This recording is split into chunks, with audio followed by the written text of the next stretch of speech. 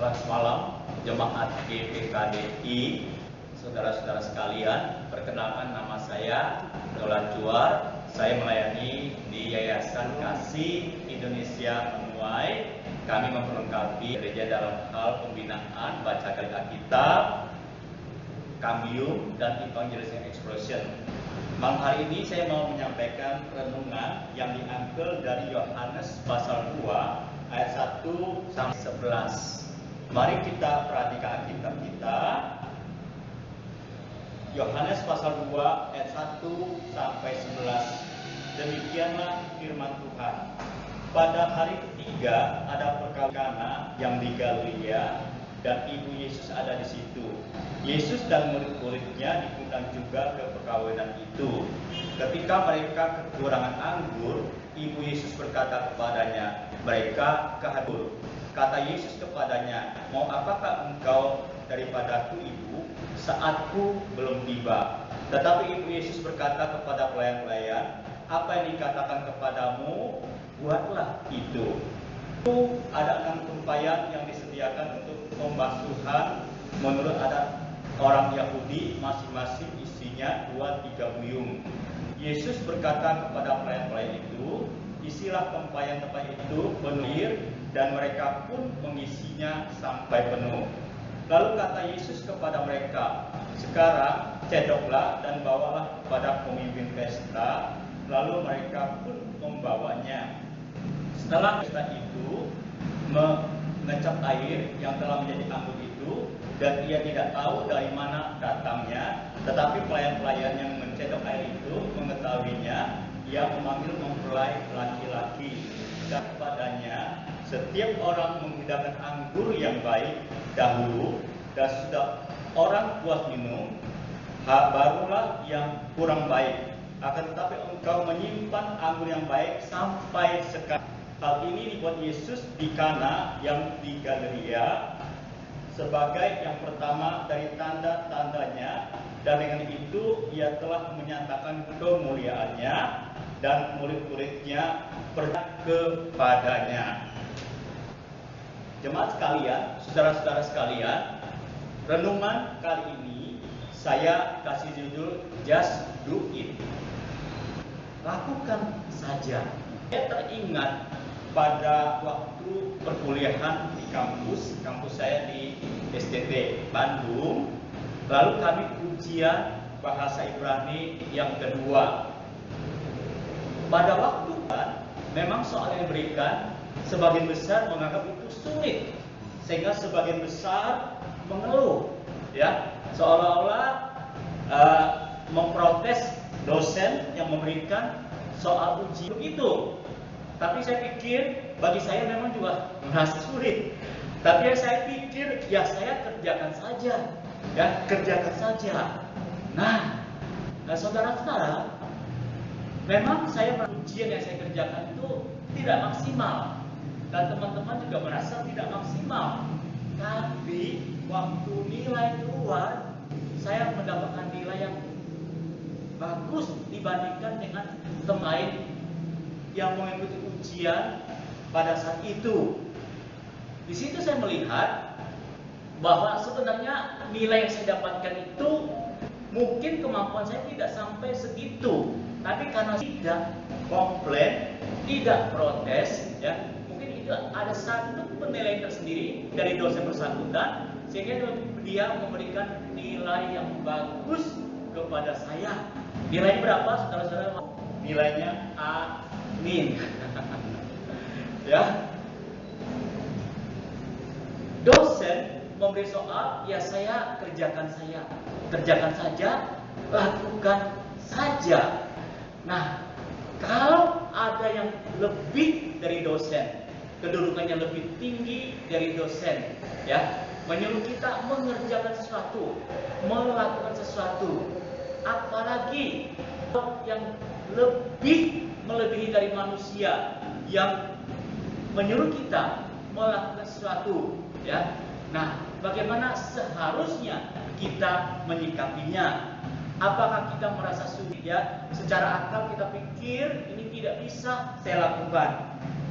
Saudara-saudara, kalau kita perhatikan dalam Yohanes pasal 2 ini ayat 1 sampai 11, di situ kan menceritakan tentang perkawinan di Kana. Dalam perkawinan di Kana ini pesta berlangsung, tapi kehabisan anggur.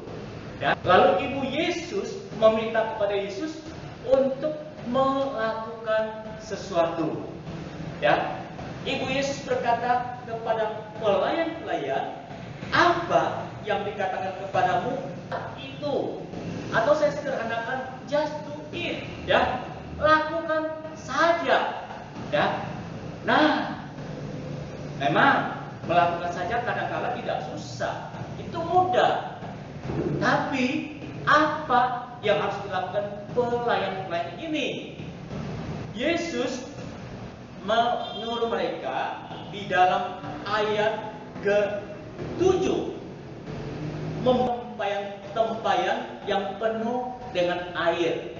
Ya, apa kaitannya tempayan penuh dengan air dengan anggur yang kehabisan? Ya, pesta ini membutuhkan anggur, bukan air, gitu. Tapi Yesus menyuruh pelayan-pelayan membawa tempayan berisi air, lalu Yesus kata mereka mengisi tempayan itu dengan air.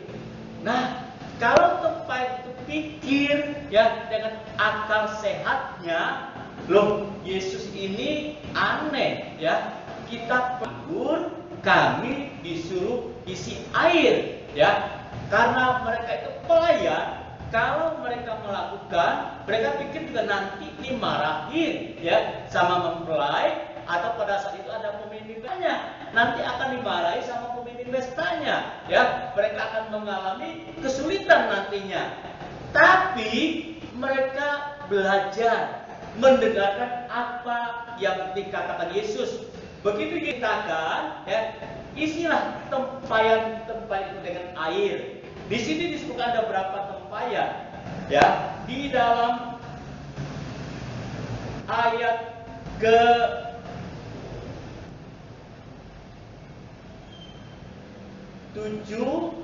kita bacakan bersama-sama.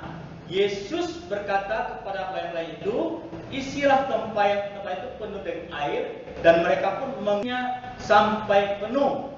Lalu kata Yesus kepada mereka, sekarang cedoklah dan bawalah kepada pemimpin pesta. Lalu mereka pun membawanya.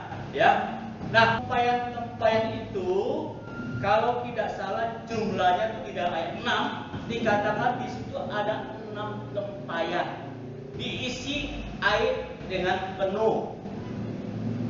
Kalau akan, ya, menggunakan tempayan pada masa itu, kira-kira kalau diisi dengan botol lebih kurang 1000 botol, ya, 1000 botol.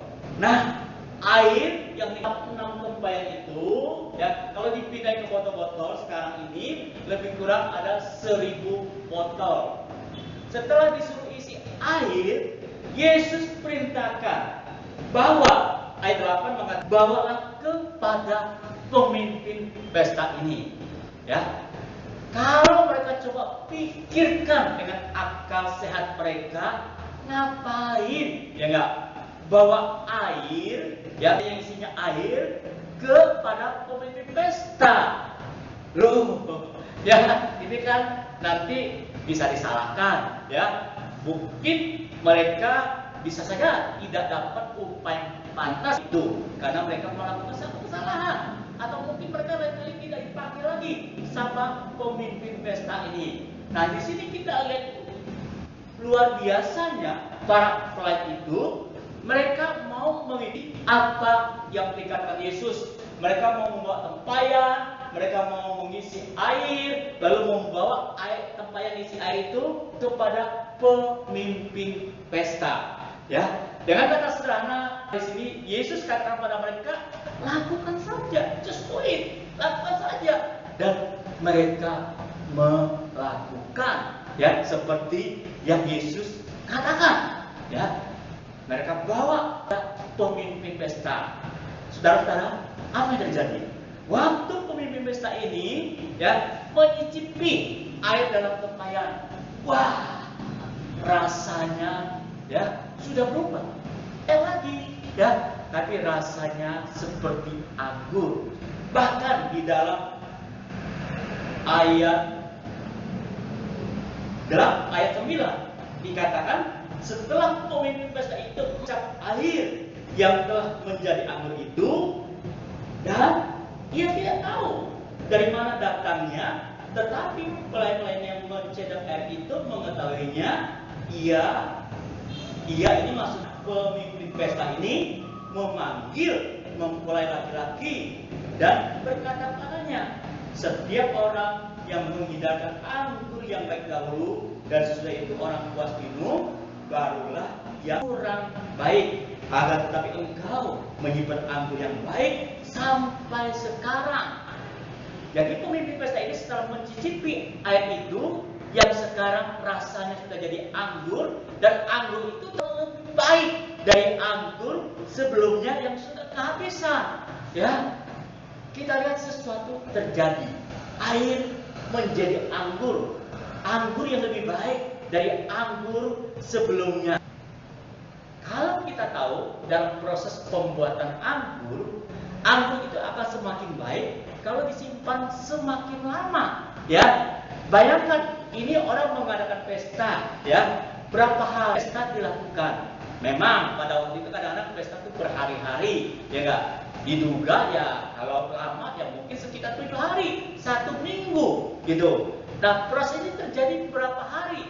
Saya yakin tidak 7 minggu. Tapi itu tiba-tiba bisa menjadi anggur yang baik dari sebelumnya. Lalu kita pikirkan juga bagaimana air yang unsurnya dalam kimia kita tahu H2O bisa berubah menjadi alkohol. Yang kita tahu waktu kita belajar di dalam kimia ada OH di belakangnya. Itu ciri-ciri daripada ya mengandung unsur alkohol. Ya, ada perubahan senyawa kimiawi. Ya, perubahan itu terjadi tanpa Yesus mencampurkan sesuatu, tanpa pelayan mencampurkan sesuatu, ya enggak? Anda tidak perlu menunggu berhari-hari, berminggu-minggu, berbulan-bulan untuk menjadi anggur yang lebih baik. Nah, kalau itu tidak dicampurkan sesuatu, tidak harus menunggu berhari-hari, dan itu menjadi sebuah anggur yang lebih baik. Ya, tentu timbul pertanyaan dalam pikiran kita, ya, kok Yesus bisa melakukan hal seperti itu? Ya, nah, tadi kita lihat pelayan ya melakukan apa yang Yesus katakan. Ya, lakukan sesuatu pasti terjadi. Saya ingat waktu saya diingatkan kembali perkataan firman Tuhan, ya, mengingatkan saya nasar untuk masuk sekolah teologi. Waktu saya selesai kuliah S1 IGIP, enggak, beberapa tahun kemudian saya bernasar masuk kuliah, masuk ke sekolah teologi gitu. Lalu saya masuk ke sekolah teologi, tapi tidak selesai, lalu saya keluar lagi. 26 tahun kemudian saya diingatkan kembali nasar itu ketika satu pagi saya lagi melakukan waktu teduh pagi. Waktu saya melakukan waktu teduh pagi berbicara tentang nasar, ya. Nasar itu mesti ditempati, ya. Saya ingat dulu saya pernah bernasar sekolah teologi. Memang saya masuk sekolah teologi, tapi saya tidak selesaikan sekolah teologi itu, ya, karena berbagai kesulitan, berbagai alasan, termasuk salah satunya alasan ekonomi, ya. Tapi setelah 26 tahun, ya kan, sekarang sudah dari segi ekonomi, ya, sudah punya kecukupan, punya kelebihan. Jadi Tuhan ingat kepada saya, tidak lagi ada alasan kamu untuk kembali sekolah teologi. Tapi saya katakan lagi kepada Tuhan, Tuhan bisa berumur 50 lebih, ya enggak? Sekolah teologi itu enggak gampang. Sama mengikuti perkuliahannya, mengerjakan tugas-tugas kuliahnya, ya enggak? Bukan sedikit mengerjakan tugasnya. Harus sekian buku, karena saya pernah mengalami Tuhan harus membaca sekian buku, ya enggak? Apakah saya kuat membaca ya sekian buku? Apalagi belakangan ini kondisi saya tidak begitu bagus, ya. Nah, alasan kedua saya katakan Tuhan saya juga kurang bagus sekarang, ya, tidak kuat baca lama, ya, tidak bisa fokus lama, nanti keteter kalau mengerjakan tugas, ya. Tapi dalam keadaan seperti itu Tuhan seperti mengingat saya, ya enggak? Nah, bukankah Tuhan yang kasih kemampuan? Bagian saya lakukan saja, ya enggak? Kalau saya dibukakan saat ini itu kembali sekolah teologi, lakukan saja. Akhirnya saya kembali ke sekolah teologi, ya, dan perkuliahan. Memang awalnya hanya menyelesaikan MA, tapi karena keadaan harus meningkat ke MTH, ya. Dan Tuhan memang luar biasa, ya. Saya mengalami Tuhan memampukan saya, ya enggak? Sehingga saya bisa mengikuti perkuliahan sampai MTH. Hari ini saya tinggal menyelesaikan tesis, ya kan? Loh, kok bisa begitu? Ya, kalau kita mau melakukan, ya, sesuatu pasti terjadi, ya kan? Mujizat Tuhan pasti terjadi. Tuhan kasih saya kemampuan, Tuhan kasih kesanggupan kepada saya. Bukan saja saya bisa mendapatkan perkuliahan, mengikuti perkuliahan dengan baik, tapi saya mendapatkan nilai-nilai yang baik juga, ya. Nah, just do it, lakukan saja. Lalu kita perhatikan bagian ini diakhiri, ya, dengan ayat 11 dengan mengatakan hal ini dibuat Yesus di Kana yang di Galilea sebagai yang pertama dari tanda-tandanya. Dengan itu ia telah menyatakan kemuliaannya dan murid-muridnya percaya kepadanya. Nah, apa yang Yesus lakukan, ya? Itu untuk menyatakan kemuliaannya, ya. Nah, ini menimbulkan pertanyaan kepada kita, ya. Siapakah Yesus sehingga dia harus menyatakan kemuliaannya? Nah, untuk menjawab apakah Yesus, kita lihat dulu apa yang dilakukan tadi, ya. Tadi kan air bisa jadi anggur, ya. Kimia air dengan kimia anggur itu, ya, rumus kimianya berbeda, ya. Tidak bisa mengalami perubahan, ya. Kalau tidak mencampur sesuatu, ya enggak. Kalau tidak menambahkan sesuatu. Tapi Yesus tidak mencampur sesuatu. Yesus tidak menambah sesuatu. Yesus, ya, tanpa menambahkan sesuatu terjadi. Perubahan sehingga kimia terjadi, ya. Sekarang sudah menjadi anggur, ya. Siapa yang bisa merubah? Tentu kita pikir, ya, kemampuan manusia tidak mungkin, ya. Berarti Yesus itu bukan manusia, ya enggak? Yesus itu melebihi manusia, ya enggak? Karena dia melebihi manusia, dia memberi perintah kepada pelayan-pelayan. Tapi luar biasanya pelayan-pelayan ini mau mengikuti apa yang Yesus lakukan, ya.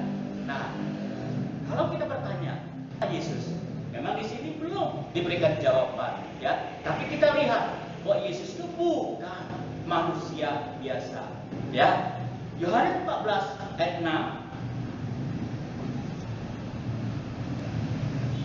Yohanes 14 ayat 6, ya. Yesus sendiri menyatakan tentang dirinya. 14 ayat 6, kata Yesus kepadanya, Akulah jalan dan kebenaran dan hidup. Tidak ada seorang pun yang datang kepada Bapa kalau tidak melalui Aku, ya. Nah, Yesus menyatakan dirinya seperti itu. Kalau kita, ya, kita hanya bisa datang kepada Bapa, kita hanya bisa datang kepada Allah hanya melalui Yesus, ya. Yesus itu menunjukkan yang berbeda, ya. Dia mengatakan kalau kita mau datang kepada Dia, maka kita akan dibawa kepada Allah. Jadi dalam hal ini, ya enggak, kita mesti mengikuti Yesus. Kita perlu kepada Yesus karena Dialah membawa kita kepada Allah. Ya. Nah, teman sekalian, itulah renungan yang bisa saya sampaikan pada malam hari ini. Semoga ini jadi berkat bagi kita semua. Amin.